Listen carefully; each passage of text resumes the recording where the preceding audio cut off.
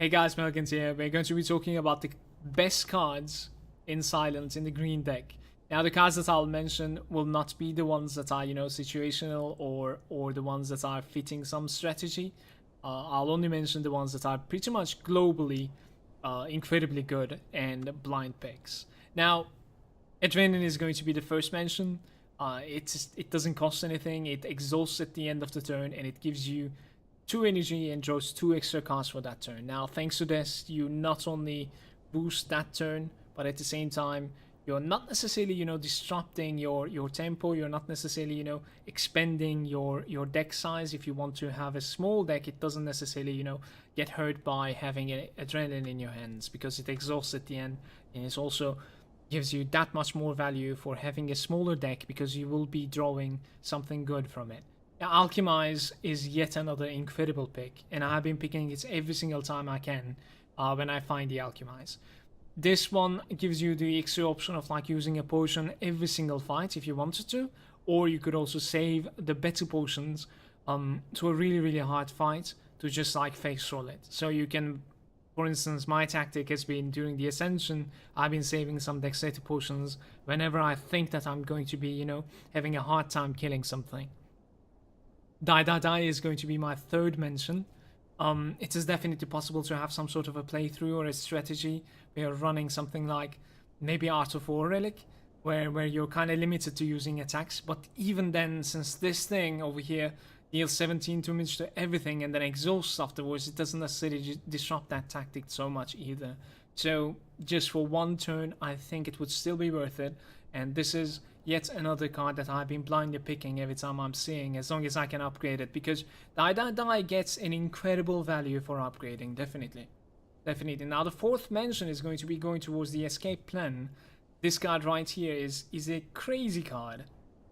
Doesn't cost anything. It comes up with a chance that is giving you the exact same value that would a defense with 1 cost would give. So 5 block you have the chance to gain, and on top of that you're also drawing a card for no mana whatsoever. And even if you have a small deck, what is there to lose?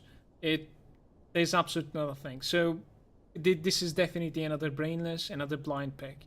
Now, in my opinion, the best card of Silence is Footwork. No matter how many of these you have in your deck so far, to be honest with you, you would just add one more. It is making the game that much easier and that much more fun to play. And at the same time, thanks to this, you don't necessarily have to have extra defensive cards because it is buffing the value of the others, and it is managing to keep your deck pretty small and pretty efficient, because power cards are just like the exhaust cards. They don't necessarily have to be played or have to be drawn once again. Once you play them, it is active for the rest of the game or the combat, let's say. The last mention is going to be going towards well-laid plans. Definitely another blind pick, incredible card. It is changing the pace of the game, because thanks to this, you're not only drawing 5 cards, but keeping 2 cards in your hands. So once you manage to keep those 2 cards, from this moment, you will most likely have 7 cards every single turn for the rest of the combat, and that is just incredible. While doing that, it is also 0 cost, and it is yet another power, so it doesn't necessarily disrupt the size of your deck or the pace of your deck. Not at all.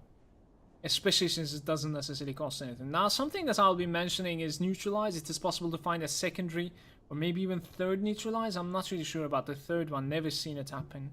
But the second one, you can, so far as I know, you can only find it from the Gremlin. It doesn't necessarily come with like the regular choice of cards, popping up on your screen after finishing a combat. The Gremlin, game that is from the question marks. You're matching these cards. You have the chance to match and find yourself a secondary Neutralize from there. And I think that it is definitely worth if you can pull it off. Neutralize is one of the better cards of green deck, in my opinion. To be honest with you, it is the best card that you play the game, start the game with, in my opinion.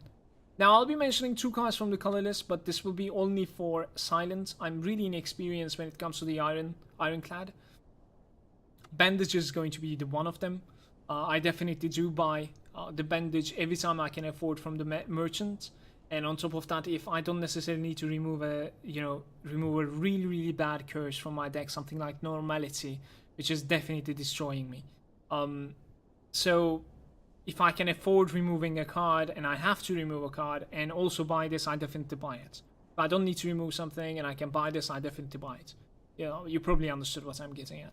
Apo is going to be my last mention of this video. Apo is definitely a beast of a card. It is incredible, and it is definitely making it is changing how you're going to be playing the rest of the combats. You can keep your deck small so that you can sort of like innate this card, sort of like get this card at the start of every single turn or combat, so to speak.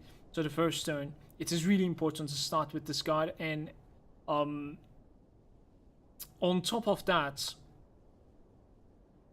thanks to this, you don't necessarily need to be upgrading the rest of your deck. Now that changes a lot of things.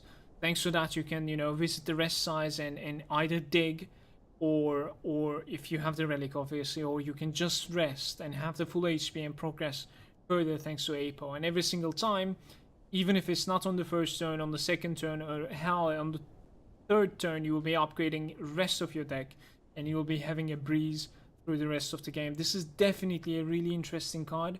I think it's incredibly unique because it's capable of, just when you have this, capable of changing the entire strategy, and definitely another blind pick in my opinion. Now, if you would like to add something, please add on the comments below. I'd like to hear. But as I said, the video's goal is to mention the cards that are like absolute blind pick, so not necessarily just valuable or just for this strategy alone.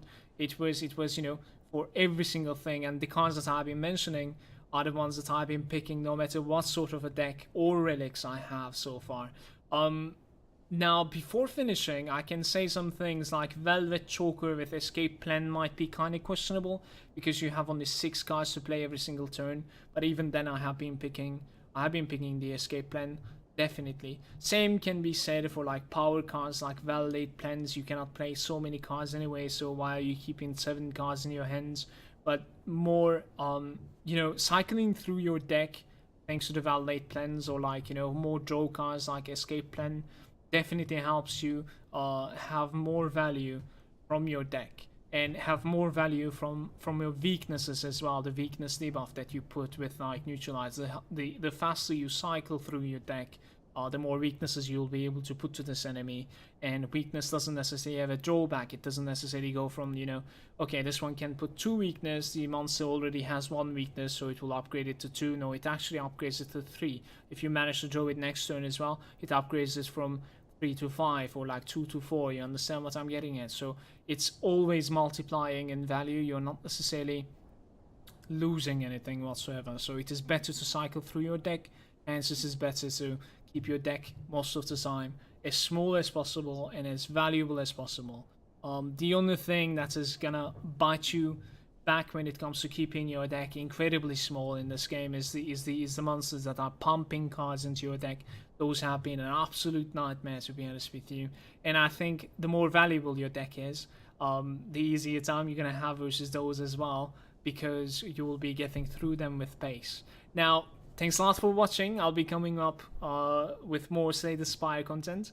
If you enjoyed it, would like to see you again. See you next time.